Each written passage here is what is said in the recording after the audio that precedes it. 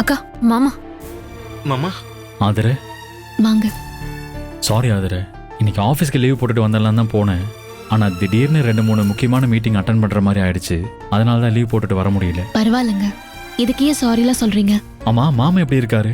இப்ப பரவாயில்லைங்க, ஆனா டிஸ்சார்ஜ் பண்ண ஒரு 2-3 நாள் ஆகும்னு சொன்னாங்க. சரி, மாமா பார்க்கலாமா? வாங்க அப்பாவை போய் பார்க்கலாம். நில்லுங்க. எங்க போறீங்க? மாமாவை பார்க்க போறோம் அத்தை. எதுக்கு?